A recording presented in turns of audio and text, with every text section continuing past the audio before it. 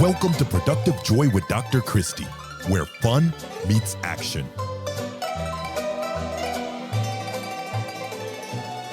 Hi, friends. Welcome to Productive Joy. I am so excited to have you with us today, and our new guest is going to blow your minds, and I cannot wait to introduce her to you. But before I do, I would love for you to follow this podcast. It is one of the most important and easy ways that you can get all of this information sent directly to you, because I believe we all need a little more productive joy in our lives, and I think that Cassie agrees. So I'm going to introduce you to my new friend, Cassy Williamson. She is so many fun things. She is an author.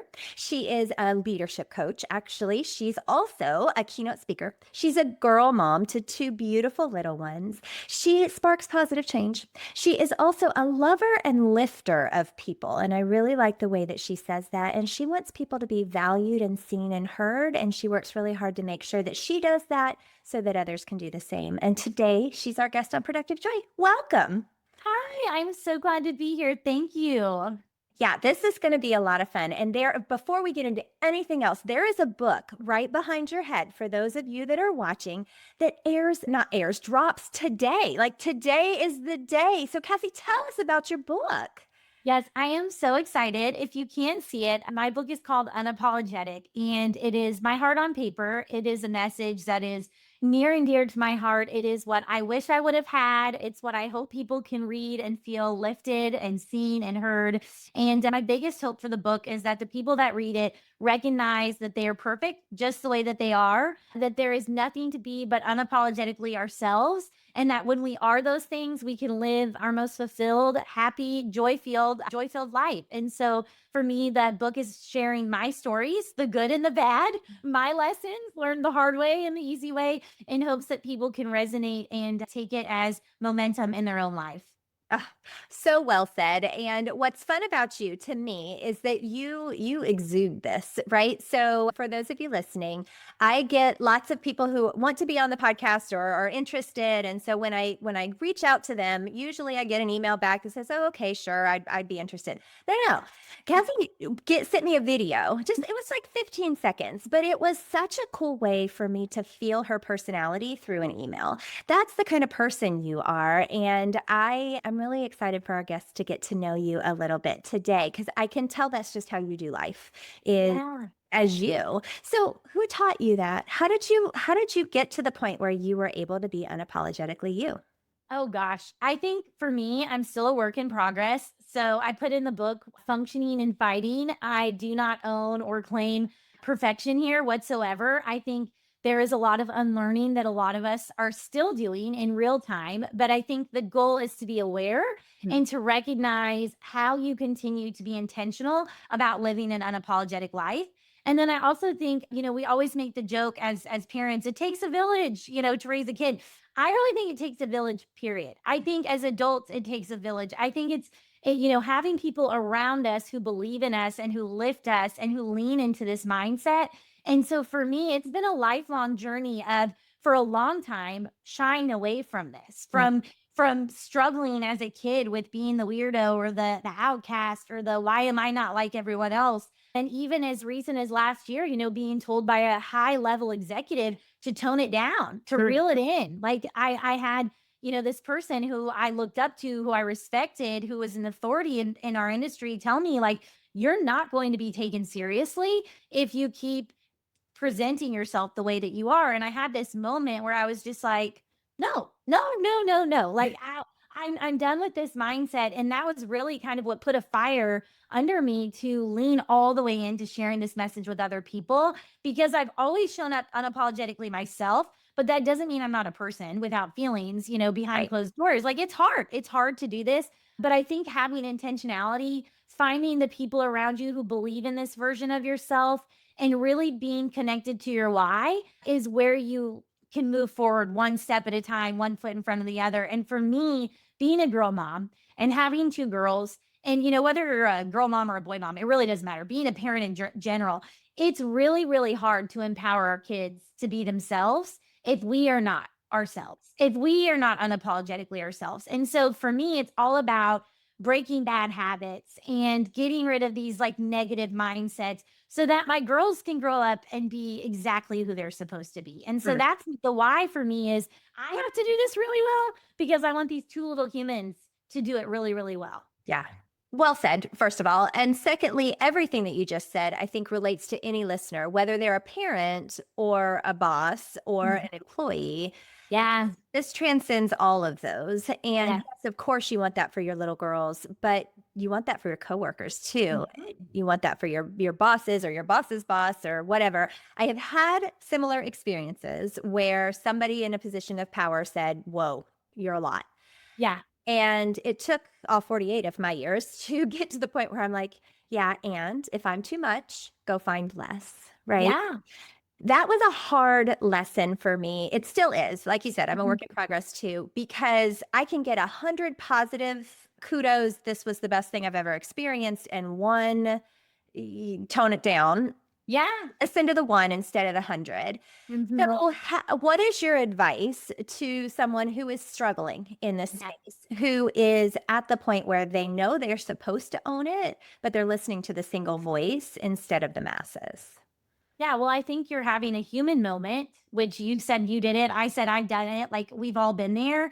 And I think really at this point, it's important to know that you've done the work on yourself to know enough about who you are and what's going to get you out of that position, right? Because, there's that saying or that conversation around like you can hang out in the gutter for a minute, but don't like set up tent there. Like you can be in the dark for a second, but don't buy a home there. Like you're going to get out of that space. It's okay to have your human moment, whatever that looks like for you. For me, it's crying. I always quote the holiday, like Jude Law when he's like, I'm a major weeper. Like that line for me was like, yes, I get it. But I think it's really important to know, okay, and then what? So if it's calling a friend who believes in you, who can breathe that life into you, if it's playing that get hype song because music is your language, like if it's leaning into something you already wrote, like whether it's a journal or a prompt, like I have sticky notes, affirmations, little postcards everywhere because that's how my brain operates too, to remind myself of like, there is a lot of outside noise that is going to try to tell you to tone it down. But at the end of the day, what is your why? And that's, for me, when we think about how important this is from a leadership perspective, that's where I do a lot of talking about the unapologetic leader loop. And it's this idea that like we can't expect our teams, our organizations, the people that work alongside of us to do their very best if we are empowering them to show up in a place to safely be themselves. Yeah. And so that ties into all of this. And so if you're in a space where you know this and you feel like you can't be your best you also have to think about, well, how do I get out of it? Because you're not alone.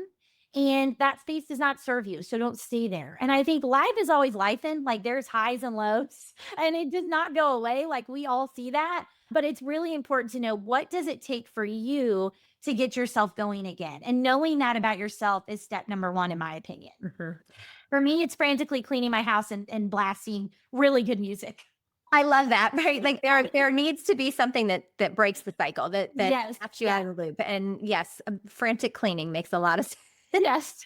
Good music, a good friend. Those Yeah. are all really solid. I mean, I even wrote them down. Like calling a friend, hype song, writing your affirmations down, or rereading what you've written, and just quieting that outside noise. The noise is loud, and sometimes it gets louder, and sometimes it does get quiet. And I think about my own kids who are 24, and life is lifing, and they're finding their way.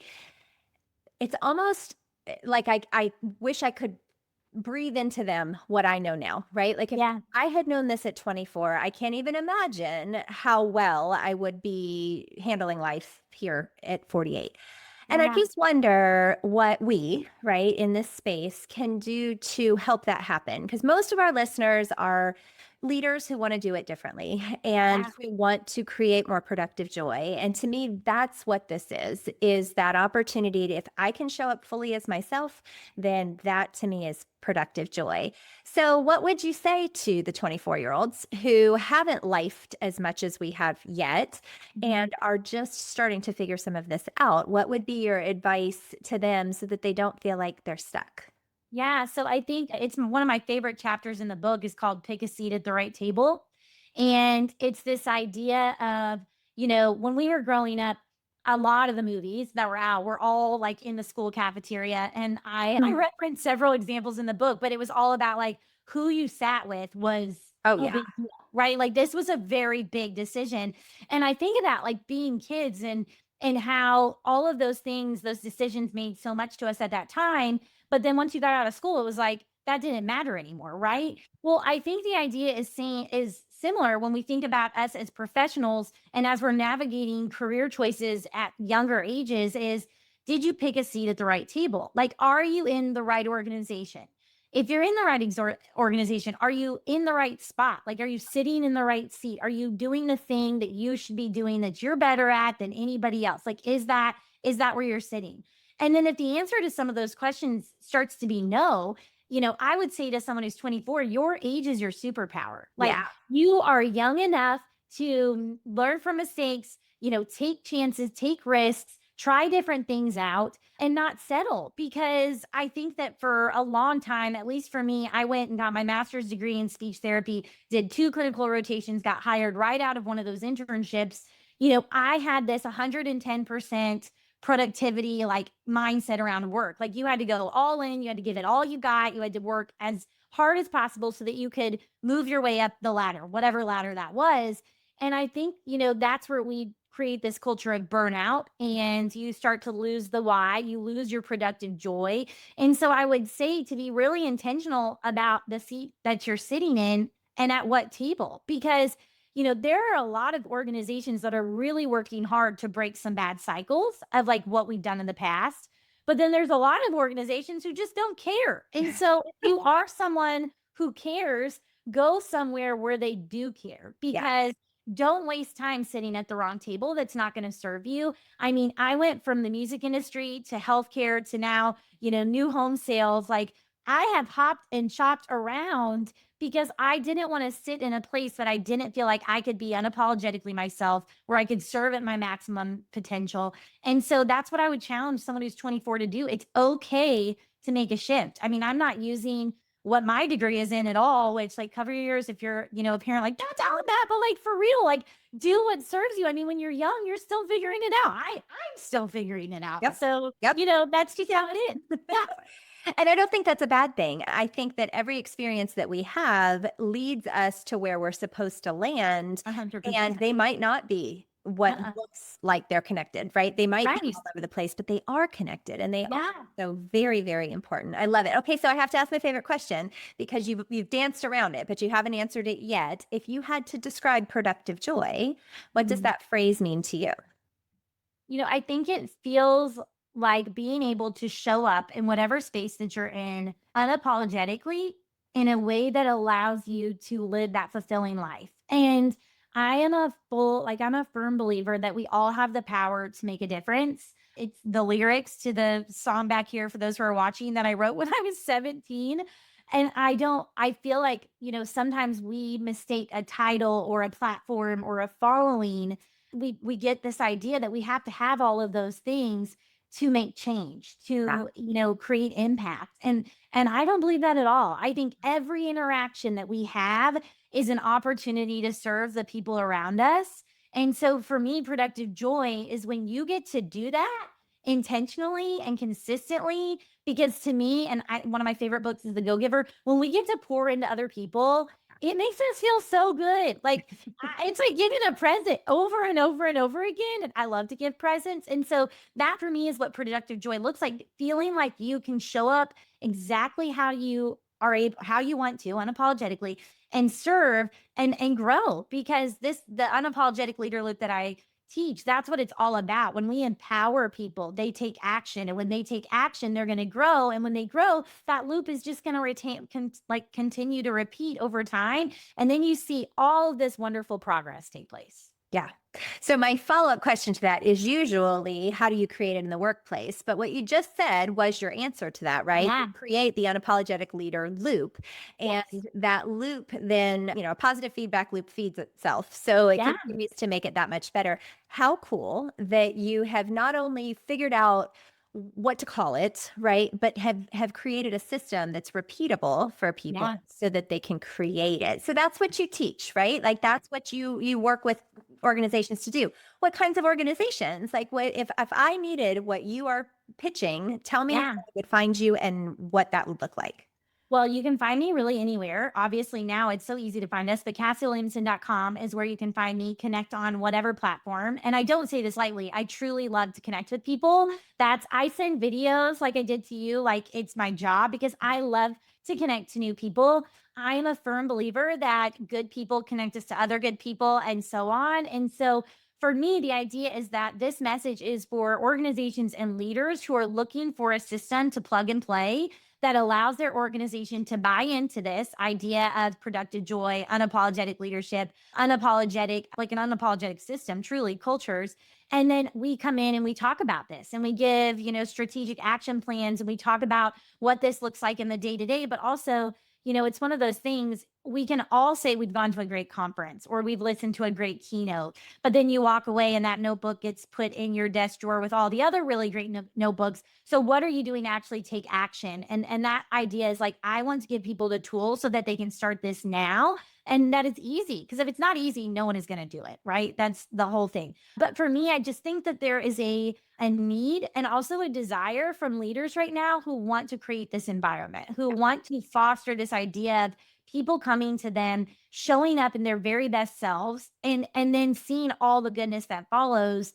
And I just think that utilizing this kind of system will attract the best tier of talent. Yeah. Will in it'll keep people there. You'll have retention rates that are higher. You'll have referrals. And then the community that you serve, they'll be talking about it. Because the fact is, if your people are not happy, if your people do not feel empowered, if they don't feel like they want to stay, if they don't feel like they have a voice, they're not going to show up for the people that you are serving in a good way. And most all organizations serve in some way, shape, or form, even if it's not customer facing. And so it's going to get out there. It's going to trickle down. And so this has to start from the top. And it can't just be on some like pretty postcard that's in the main office. Like, it's got to be, our actions speak way louder than any words do. And so, yeah, it's the coolest thing. It fills my cup up because I just think that we can change the world one person at a time. And I think that this is something that a lot of people are looking for now, just, and we're creating more and more ways for them to get it. And I think that's awesome. It is awesome. So have you read The Happiness Advantage? I haven't. Okay, great book. I'm writing. It was a study done out of Harvard around happiness. And what you just said is very much what this book is about. But it talks about the fact that happy people are 31% more productive than those who self-proclaim as being unhappy in their work. So what you're saying isn't just a good idea. This is, research-backed, proven, happy people who feel content in what they're doing are more productive. And that's, productive joy. I've talked about it many times on here, but I'll say it again. ChatGPT and I came up with productive joy, but it was because make work fun so people don't quit has been my tagline for a long time. I have a tiny book written about that because we quit things that aren't fun. Period. Mhm. And everything that you just said is 100% what I say too. So that's why I knew I was going to like you. We don't all have the same definition of fun, but a very clear definition of fun that we can all agree with is that people feel valued and appreciated. People have a voice and they're allowed to use it, and people are able to leverage their talents for the greater good. And every bit of that is what you just said. And I would say that the leveraging talents part is your unapologetic. Yeah. Or, this is who I am. This is what I bring to the table. This is my unique genius, and this is why you need it. Yeah. Now let me use it. Mhm. What do you think prevents people from allowing their folks to use their talents? Because I don't think they wake up and think, I'm going to make this person really bad at their jobs and I'm going to put them in positions where they can't be successful. I don't think any leader is doing that intentionally. So what No. gets in the way?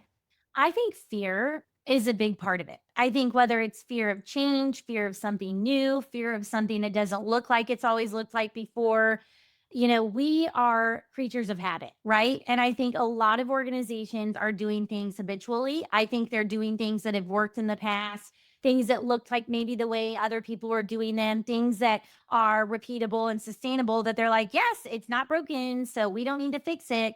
But the stuck part about that is when you do have someone who comes in, like with our energy, or you have someone who comes in with new ideas, but maybe doesn't have the same voice to express them, then, we lose the ability to get all that goodness from that person because we haven't created an environment where that's accepted. Sure. And one of the things that I have struggled with organization after organization after organization is I have continued to be people leaders have continued to try to put me in a box that I do not fit in. Like I am not a box gal. Like I know we haven't known each other long, but that probably doesn't surprise you. Like I don't fit in a box.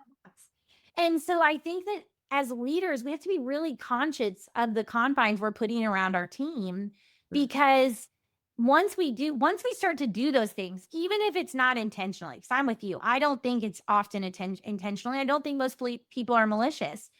I think we start to lose, the faith and the trust of our people. Yeah. And so that is the result is we start to see people who retreat or feel like they have to go through the motions or feel like they have to do it the way it's always been done. And so I'm fortunate now that I'm a part of an organization where that is not the case. Like I have found my place where I don't have to be put in the box, where I am empowered to be unapologetically myself. But my goodness, it took me a long time to get there. And I would tell people who are looking for that, don't give up, don't quit looking because they're a little bit harder to find, but they are out there. And if you're a leader sitting in a place where maybe you want this environment, but upper leadership doesn't, that's where I think you get to start facilitating change and then showing the results. So that was something I'd been a part of an organization where they allowed me to do my own thing.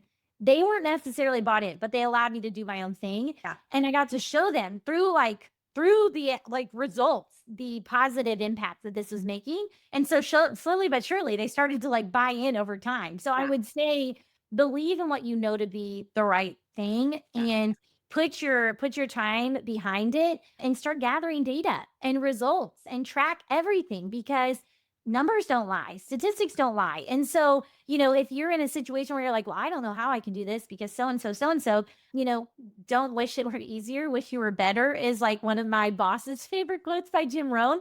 Start figuring out ways to show that this is working for you and your team because it will come up. It may not come up overnight, but with time and consistency, it will. And it will affect the bottom line. There is no way that it won't, because regardless of what we do, we're all in the people business, and that people business has to be a priority. Otherwise, you're going to keep getting either the same results or worse results than you would if you just invested in your humans. Yeah. So, Cassie, I could tell you and I would be really good friends. I think we are now officially. Yeah, officially. Officially. And I am so proud of you for publishing a book. It's a big deal. So, y'all, today, October 28th, is the day that you can order this book. Can they order it anywhere? Anywhere books are sold, they can order it. Oh, so excited. Yes. And when they get it in hand, it very clearly is going to have practical advice, chapter by chapter, that will walk people through your unapologetic loop that gets leaders out of their own way and into some really great results. I think that's fantastic. So thank you for spending time on Productive Joy today. I do have some rapid fire questions for you if you give. Okay, I'm ready. Okay. This is absolutely my favorite part because I get such fun answers. Speaking of, what is your definition of fun? Ooh, things that give you that feeling in your stomach like you're alive. Like that, the things that just make you feel like Buddy the Elf when he finds out Santa's coming. That is how I picture fun. Like if you haven't seen Elf, I'm sorry, there's the reference, go watch it. But that is fun to me is when you get that feeling and that is fun. That is, oh my gosh. To me, it's because I have a lot of fun. It doesn't have to be one particular thing. It's the feeling you get when you're doing the thing that serves you. Yeah. Oh, I could not agree any more than in exactly what you just said. How do you know that you are showing up as your authentic self? Ooh, I think it's when you can look back on your day, whether it's the end of the day or the next day when you're reflecting back and feeling like you made an impact, whether it was in your own life or someone else's. And I think that is really important because I don't think we can serve others if our cup is empty. Like we can't pour from an empty cup. So if at the end of the day, you showed up unapologetically for everyone else, but maybe not yourself, that is something to be conscious of. It needs to be both. Like you, to really feel like you showed up in your truest, authentic, unapologetic form, I think you have to be able to look back and be like, I showed up as me. I served myself while also serving the people around me. I put my own oxygen for a mask on first so that I could take care of the people around me. That would be my answer. That's a great answer. How do you channel your best self on your worst days? I think that goes back to frantic cleaning and really good music. I think for me, and I'm actually, we're experiencing some really big life adversity right now. And I am being challenged and tested on this. Like, it's so ironic, the timing. I call them God winks.